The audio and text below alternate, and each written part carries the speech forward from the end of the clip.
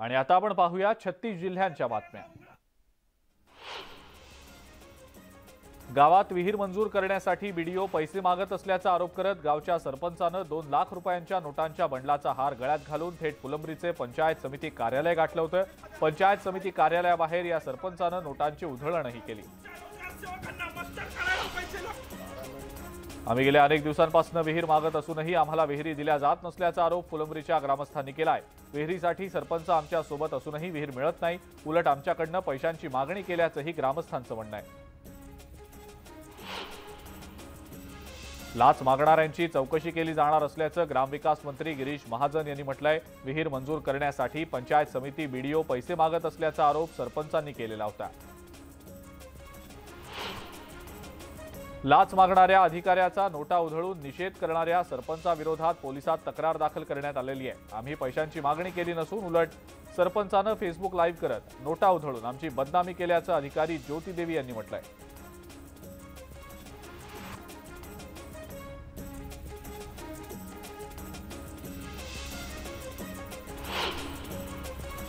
सोलापुरात जिल्हा परिषदेच्या प्राथमिक शाळेचा तब्बल 10,82,000 रुपये कर थकीत आहे। यामुळे मैंदर्गी नगर परिषदेच्या अधिकाऱ्यांनी थेट शाळेला सील केलाय। याचा निषेध करत शिक्षकांनी शाळेच्या व्हरांड्यातच शाळा भरवली। जालना जिल्ह्यातल्या तळणी ते देवठाणा रस्त्याचं काम निधीच्या तुलनेत निकृष्ट दर्जाचं होत असल्यानं ग्रामस्थांनी नाराजी व्यक्त केलेली आहे। सार्वजनिक बांधकाम विभागानं यामध्ये लक्ष घालून रस्ता गुणवत्तापूर्ण करावा अशी मागणी ग्रामस्थ करतायत। राज्य सरकारनं महिलांना एसटी प्रवासामध्ये 50% सवलत दिल्यामुळे खासगी बसेसमध्ये महिला प्रवाशांची संख्या आता रोडावलेली आहे। त्यामुळे नांदेडमध्ये खासगी बसेसमध्ये सुद्धा महिलांना 50% सवलत देण्याचा निर्णय खासगी बस चालक संघटनेनं घेतलाय।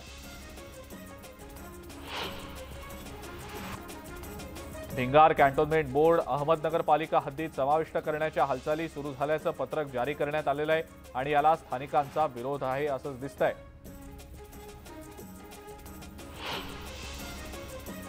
धाराशिवमध्ये चैत्र पौर्णिमेच्या निमित्तानं तुळजापूर आणि येरमाळा देवीची यात्रा भरते आणि या यात्रेसाठी येणाऱ्या भाविकांची गैरसोय होऊ नये यासाठी प्रशासनानं नियोजनबद्ध तयारी केली आहे।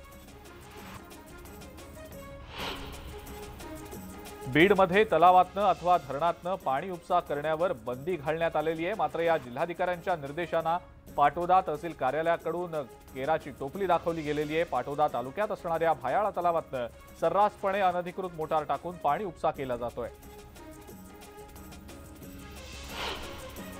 शिर्डीमध्ये साई मंदिराच्या प्रवेशद्वार क्रमांक 5च्या बाहेर साई संस्थानचे सुरक्षा रक्षक आणि साई भक्तांमध्ये तुंबळ हाणामारी झालेली आहे। सुरक्षा रक्षकांनी संबंधितांना मंदिर परिसरात जाण्यास मज्जाव करत ढकलून दिल्यानं वाद झाला होता।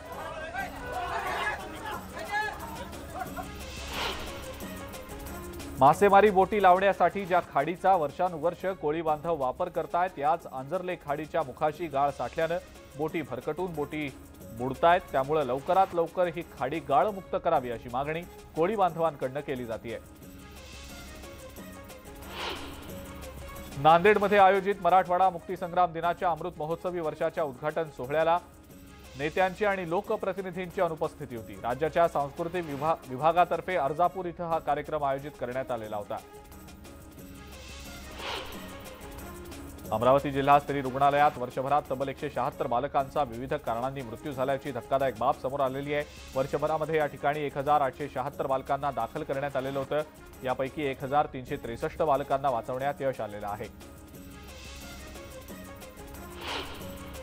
अकोल्याच्या मूर्तिजापूर तालुक्यात पुरातन मूर्ती सापडली आहे। खोदकाम करून ही मूर्ती बाहेर काढण्यात आलेली आहे। या परिसरात आणखी पुरातन मूर्ती असल्याची शक्यता वर्तवली जाते। कोरोना काळामध्ये कामावर असताना मृत्यू झालेल्या कंत्राटी कर्मचाऱ्यांच्या कुटुंबियांना 50 लाख शासकीय मदतीचा धनादेश जिल्हा परिषदेचे मुख्य कार्यकारी अधिकारी दिलीप स्वामी यांच्या हस्ते देण्यात आला। यावेळेला मयत कंत्राटी कर्मचाऱ्यांच्या वडिलांना अश्रू अनावर झाले। जळगावच्या नशिराबाद गावामध्ये जिल्हा परिषदेच्या शाळेची संरक्षण भिंत अंगावर पडून एका विद्यार्थ्याचा मृत्यू झालाय। 7वीत शिकणारा विद्यार्थी खेळत असताना भिंत अंगावर कोसळली होती। अनुसूचित जाती जमाती समाजाला शासनाकडून कोणत्याही सोयीसुविधा उपलब्ध होत नसल्यामुळे यावल तालुक्यात विविध मागण्यांसाठी निळे निशाण संघटनेच्या वतीने चक्काजाम करण्यात आला। यावेळेला गटविकास अधिकाऱ्यांना विविध मागण्यांचं निवेदनही दिलं गेलंय। पंचगंगा नदी प्रदूषित झाल्यानं आम आदमी पार्टी आक्रमक झालेली आहे। इचलकरंजीतल्या पंचगंगा नदीत उतरून आपनं अर्धनग्न आंदोलन केलेलं आहे। आपनं प्रशासन आणि महाराष्ट्र प्रदूषण नियंत्रण मंडळाचाही निषेध केलाय। पालघर जिल्ह्यात शेकडो ग्रामपंचायतींमध्ये पाणी पुरवठा योजनेची कामं योग्य पद्धतीनं होत नसल्याचा आरोप करत मनसेनं जिल्हा परिषद कार्यालयावर आक्रोश मोर्चा काढलाय। ही कामं योग्य पद्धतीनं झाली नाहीत तर मनसे स्टाईलनं उत्तर देऊ असा इशारा मनसेकडून दिला गेलाय। काँग्रेस नेते राहुल गांधींची खासदारकी रद्द केल्याच्या निषेधार्थ भुसावळमध्ये युवक काँग्रेसनं महात्मा गांधींच्या पुतळ्याजवळ रास्ता रोको आंदोलन केलंय। यावेळेला शहर पोलिसांनी काही कार्यकर्त्यांना अटक केली आणि त्यानंतर त्यांची सुटकाही केली। मोदी आडनावाबद्दल केलेल्या आक्षेपार्ह विधानामुळे राहुल गांधींची खासदारकी रद्द झाली। या विरोधात बुलढाणामध्ये काँग्रेसकडून मूक मोर्चाचं आयोजन करण्यात आलं। राहुल गांधींवर केलेल्या कारवाईचा निषेध काँग्रेसनं केलेला आहे। सांगलीच्या मिरजेमध्ये शेतकरी कर्जमुक्ती करा यासह विविध मागण्यांसाठी शेतकरी संघटनेनं कुरुंदवाड रस्त्यावर रास्ता रोको केला। यावेळेला केंद्र आणि राज्य सरकारच्या विरोधात जोरदार घोषणाबाजीही करण्यात आली। बुलढाण्यामध्ये पुन्हा एकदा अवकाळी पावसानं दमदार हजेरी लावलेली आहे। या अवकाळी पावसामुळे सर्वसामान्यांची तारांबळ उडाली, तसंच शेतकऱ्यांचंही पावसामुळे खूप नुकसान झालंय।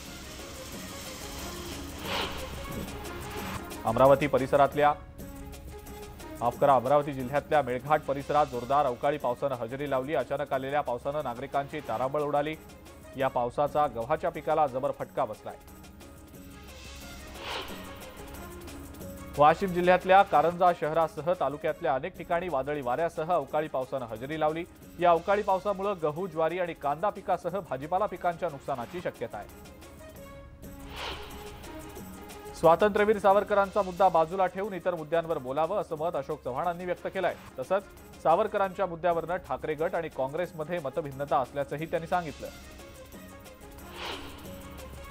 भाजपनं गोपीनाथ मुंडेंसह ओबीसी चेहऱ्यांना छळलं असा गंभीर आरोप एकनाथ खडसेंनी केलाय। पंकजा मुंडेंनाही भाजप अपमानास्पद वागणूक देत असल्याचं खडसेंनी म्हटलंय। स्थानिक युवकाला कामावरनं काढल्याच्या रागातनं मेहकर मतदारसंघातले शिवसेनेचे आमदार संजय रायमुलकर यांनी समृद्धी महामार्गाच्या टोल मॅनेजरला अश्लील शिवीगाळ केली आहे। यावेळेला आमदार रायमुलकर यांनी टोल प्लाझा फोडण्याची धमकी दिली आहे। दापोली मुरुड समुद्र किनाऱ्यावरच्या साई रिसॉर्ट प्रकरणातील संशयित आरोपी तत्कालीन प्रांताधिकारी जयराम देशपांडेंना पोलिसांनी अटक केली आहे। कोर्टानं त्यांना 3 एप्रिलपर्यंत पोलीस कोठडी सुनावलेली आहे। डरो मत, we are with you boss असं लिहून काँग्रेसच्या आमदार प्रणिती शिंदेंनी राहुल गांधींच्या समर्थनार्थ सुरू करण्यात आलेल्या स्वाक्षरी मोहिमेला सुरुवात केली आहे। आमदार प्रणिती शिंदेंनी पदाधिकारी आणि कार्यकर्त्यांच्या भेटीगाठी घेत आंदोलनाची पुढची दिशाही ठरवली। जो गरजते हैं वो बरसते नहीं अशी खोचक टीका करत काँग्रेसच्या आमदार प्रणिती शिंदेंनी मनसे अध्यक्ष राज ठाकरेंना डिवचलंय। राज्यातील कायदा सुव्यवस्था बिघडवण्यासाठी भाजप राज ठाकरेंचा वापर करताय असा आरोप देखील प्रणिती शिंदेंनी केलाय। छत्रपती संभाजीनगरमध्ये सांस्कृतिक मंडळ मैदानावर 2 एप्रिलला होणाऱ्या महाविकास आघाडीच्या सभेला पोलिसांनी परवानगी दिलेली आहे। 16 अटी शर्तींसह पोलिसांनी परवानगी दिली आहे। या सभेला उद्धव ठाकरे, अजित पवार, नाना पटोले उपस्थित राहणार आहेत। उमरखेडमध्ये राष्ट्रवादी काँग्रेस जिल्हा उपाध्यक्ष अविनाश पाटील यांच्यावर प्राणघातक हल्ला झाला। यात पाटील गंभीर जखमी झालेत। हा हल्ला राजकीय हेतूनं केला गेल्याचं बोललं जात आहे। जामनेरच्या पहूर शेंदुर्णी रस्त्यावर स्कूल बसचा अपघात होऊन 25 ते 30 विद्यार्थी जखमी झाले। जखमी रुग्णांवर जिल्हा रुग्णालयात उपचार सुरू आहेत, तर तांत्रिक बिघाडामुळे बसचा अपघात झाल्याची माहिती शिक्षकांनी दिलेली आहे। चंद्रपुरातल्या घुग्गुस शहरात एकाच परिसरात राहणाऱ्या तरुण तरुणीचा विष पिऊन मृत्यू झालेला आहे। या दोघांनी एकाच वेळेला विष का घेतलं, यांचा परस्परांशी काही संबंध आहे का, याचा पोलीस तपास करतायत। पुण्यातल्या स्वारगेटमधनं मुंबई हायवेला सोडतो असं सांगून प्रवाशाला दौंडमधल्या यवत इथं आणून रिक्षा चालकानं लुटलं। मोबाईल आणि 40,000 रुपये रोख रक्कम असा मुद्देमाल जबरदस्तीनं घेत प्रवाशाला रिक्षातनं खाली ढकलून देत रिक्षा चालक पसार झालाय। जळगाव एमआयडीसी परिसरात क्रेननं जोरदार धडक दिल्यानं एका महिलेचा जागीच मृत्यू झाल्याचा प्रकार घडलाय। हा सगळा प्रकार सीसीटीव्ही मध्ये चित्रित झालाय। पोलिसांनी क्रेन चालकाला ताब्यात घेतलंय। शिर्डीमध्ये साईंच्या हस्ते सुरू झालेल्या रामनवमी उत्सवाची सांगता साई मंदिरात दहीहंडी फोडून झाली। गुरुस्थानात पूजा केल्यानंतर मध्यान्ह आरतीपूर्वी साईबाबांसमोर दहीहंडी फोडण्यात आली आणि गोपाळकाला उत्सवाची सांगता झाली। अकोल्यातल्या पातूर गावात सिदाजी महाराजांची यात्रा पार पडली। या एकदिवसीय यात्रेला 135 वर्षांची परंपरा आहे। या यात्रेमध्ये तब्बल 70 क्विंटलचा भंडारा केला जातो। यात्रेला जवळपास 1 लाख भाविक दरवर्षी येत असतात। जुन्नरमधल्या मांजरवाडी इथल्या ग्रामदैवत मुक्ताई देवीच्या यात्रोत्सवाच्या निमित्तानं बैलगाडा शर्यतींचा थरार पाहायला मिळाला। 250हून जास्त बैलगाडा मालकांनी यात सहभाग घेतला। या यात्रेला भाविकांची मोठी गर्दी होती।